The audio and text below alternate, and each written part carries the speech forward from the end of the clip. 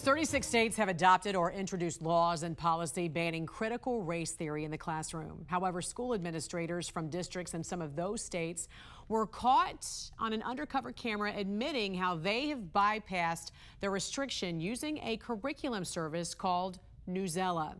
Joining us this morning to discuss their investigation is President of Accuracy in Media, Adam Gillette. Good morning to you, Adam. Welcome to the National Desk. Thank you so much for having me. Before we get into your investigation, what is Newsela? Newsela is a classroom curriculum service. They curate articles from all different kind of sources and make them available at different reading levels so that students of varying grades can read the content that these teachers want them to read. So how did your organization hear about Newsela? Tell us what your investigation uncovered. Well, we've been in literally over 250 school districts across the country, but primarily in red districts in red states, trying to see whether or not administrators and teachers were adhering to bans on critical race theory. And more often than not, they kept bringing up this same service to us. Newsela, Newsela. Oh, well, in this district, we use Newsela. I would ask them, well, what do you do about the law? Greg Abbott's banned critical race theory. And again and again and again, they would bring up Newsela.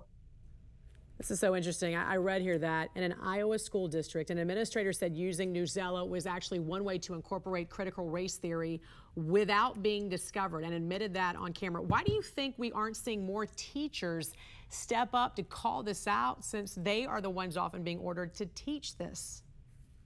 Well, I'll tell you, because from the administrators I talked to, the teachers are on board with it. The administrators tell us how the teachers love the fact that Newsela partners with the radical Southern Poverty Law Center, Marxist historian Howard Zinn, and even the New York Times 1619 Project. So if you live in a state in which the teachers aren't allowed to use the 1619 Project, a dramatically inaccurate retelling of American history, what these teachers do instead is take the exact same content under the banner of Newsela and they send it home as an assignment. And since it doesn't say New York Times 1619 Project on it prominently, it says Newsela. Parents are none the wiser. And now that Newsela has been outed, we know another curriculum service could pop up. So what's the solution here?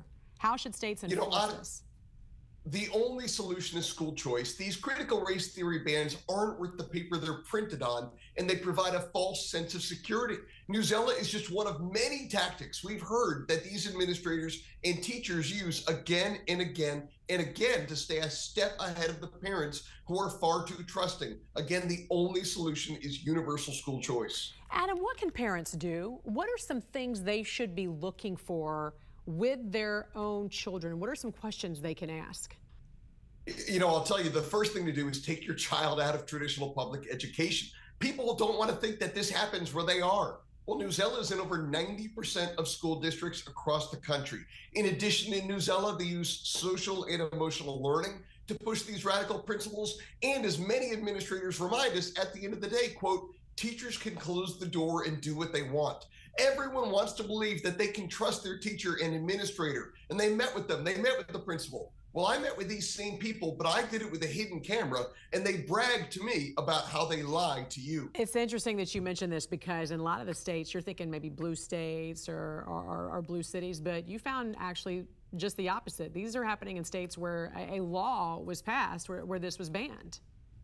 I was in Tennessee, rural Tennessee, in the south part of the state where critical race theory is illegal. And I had administrators bragging to me about how progressive their curriculum was from an equity point of view. And we see districts across the country now have equity officers. These are highly paid, full-time, non-classroom positions focused exclusively on getting the principles associated with critical race theory in every facet of public education. These people are professionals, whereas parents, of course, are amateurs.